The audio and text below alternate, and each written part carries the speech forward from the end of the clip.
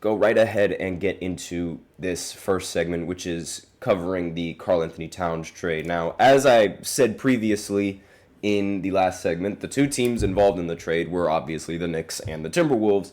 However, there was a third team involved, and I'm just going to go ahead and give the entirety of the trade details. So the Knicks, the third team that was involved, it was Charlotte. The Charlotte Hornets ended up acquiring a couple of picks and a couple of players from the Knicks in this exchange. So in order to complete this big trade, the Knicks and the Timberwolves had to get a third team, which was Charlotte, to sort of absorb some players into their cap space and allow the salaries to match. And this is, we're seeing a lot more three-team trades going around, and we're seeing a lot more sort of balanced trades to try and avoid that second apron or even that first apron with the luxury tax. And I do have a video explaining the second apron and the first apron for any of you guys who are curious about that. I do have that on the on our playlist, so you can go ahead and find that video if you guys are interested or have no idea how the second apron or the first apron work in the NBA. But essentially, if you go above the if you go above the salary cap for the season, that would be the first apron. Depending on how much you go up by, it depends how much tax you have to pay, which really a lot of owners don't want to do, because not only are they going to have to pay the team, they're also going to have to pay an huge extra amount of sum for going above the second apron, and more so going into the first apron, and then the second apron you have to pay way more. So it's like first apron is, some people find it tolerable. Second apron is where it's really, really bad. And that's basically just to sum up. Again, I have a whole video explaining that. So as a result of this trade, who are the players that the Hornets absorbed into their cap space? Well, the Hornets agreed to take 3 Knicks players, those 3 Knicks players being Charlie Brown Jr., Daquan Jeffries, and DeJuan Washington Jr., alongside 2 second-round picks from New York and 1 from Minnesota.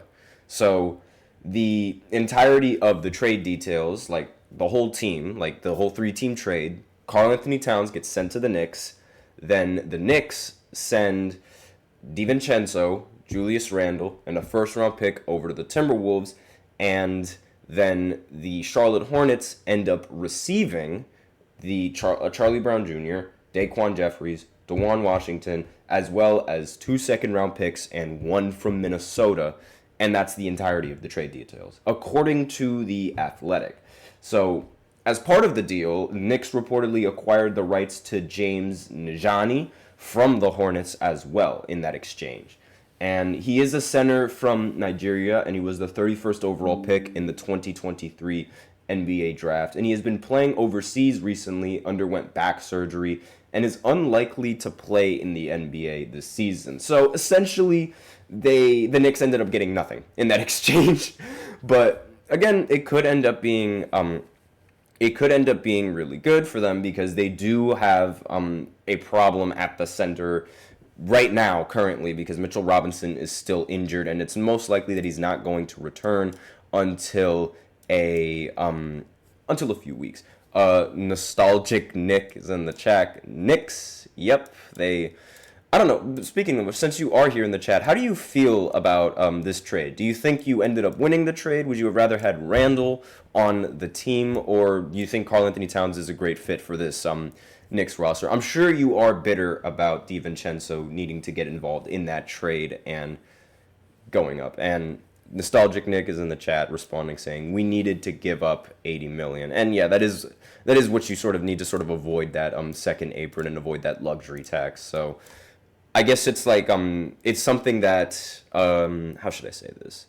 You don't want to do it because it hurts you personally, but you know it needs to be done. That's sort of how this trade sort of feels like. It's from Knicks fans at least. Now, in the Timberwolves' perspective, I'm still sort of curious how Julius Randle is going to really fit in that system along with Anthony Edwards. I think DiVincenzo is going to be a very solid three-point shooter for the Timberwolves.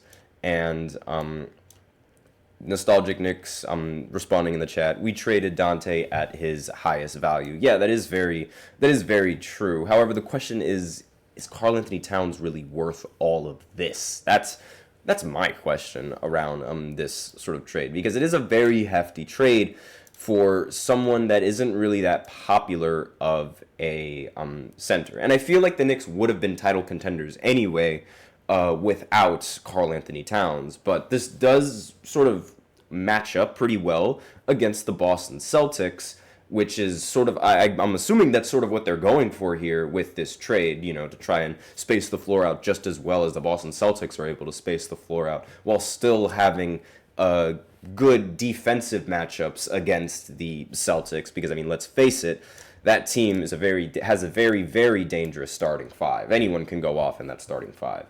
And the Knicks, they sent Julius Randle and DiVincenzo on the lottery picks for that trade, and this is basically like the entire trade for the entire finalized trade. And it doesn't really seem like many people are. I don't know if people are scared of the Knicks, like with Karl-Anthony Towns. They weren't really.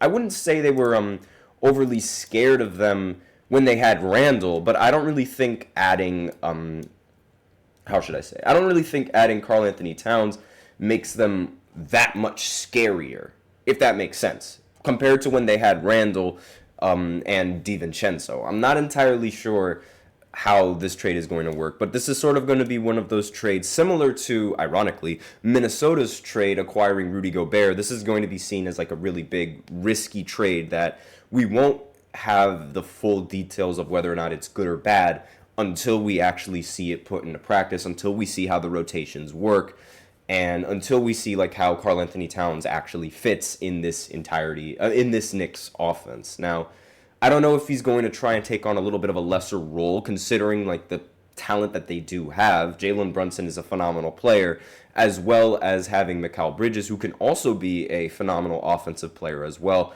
I'm sort of curious to see how Karl-Anthony Towns is going to mesh with that piece. Not to mention the fact that Karl-Anthony Towns per 100 possessions, at least on the Timberwolves, wasn't all that good defensively. And again, this I said this before in the previous podcast. You're trading a not really good playoff performer again for another not really good playoff performer. So it's like it's really difficult. And yes, it is pick and pop all day, as Nostalgic Nick says in the chat.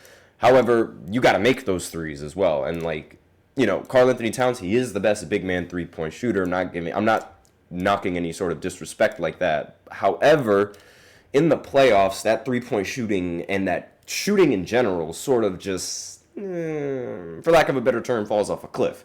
Especially in the last series, where it was like, in the last playoff series that they played against the Dallas Mavericks, it was very, very underwhelming coming from both Anthony Edwards and Karl-Anthony Towns. And a lot of that had to do with the efficiency that they displayed over on the court. So it's going to be very interesting to see how both of these two favor in their new situation. I do think, however, Julius Randle is probably going to play a lot better in the postseason than the Timberwolves, mainly because of how the media is compared to how the media is in New York. Like, all the attention that you're going to get in the Garden, that brings a lot of pressure. Compared to the pressure that you're going to get playing in Minnesota, not that much. You can make the argument now, however, because of Anthony Edwards and just how popular the Timberwolves have become. But I don't really think all the eyes are going to be on you in Minnesota nearly as much as all the eyes are going to be on you in New York. Like, that's just the mecca of basketball for a reason. So it could, again, I could be wrong. Could end up being good, could end up being bad. We'll see. But those are the full trade rumors. And that's all I have for this first segment. So now we're going to go ahead and go into the second segment, where I do a little bit of a recap of all the WNBA games, all the WNBA playoff games that went down yesterday. So I'll be right back after this short break. Be sure to stay tuned. I feel like I'm losing my mind. Is everybody in the world blind? Please, Lord, give me a sign, a sign. I feel like I'm losing my mind. Is everybody in the world blind?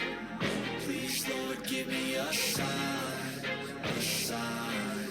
wanna be the greatest. Everybody on the fake shit. I look around and feel like everybody is the fakest. I make this every day and I'm impatient, hoping one day I blow up from the basement. Statement, the top is so vacant. I don't hear shit that I think is amazing. Waiting for my day when I'm playing sold out shows for 1,000 faces. Hey, give me that crown, get in my way and to be put down. It ain't your place, all this my town. If I want that shit, then I'll get it right now. I'm losing it, the noose it fits, I'm losing shit, a stupid myth. You choose to live or choose to dip, you choose to fight or lose your grip and lose a gift. Oh, I feel like I'm losing my mind. Is everybody in the world blind? Please, Lord, give me a sign, a sign. I feel like I'm losing my mind. Is everybody in the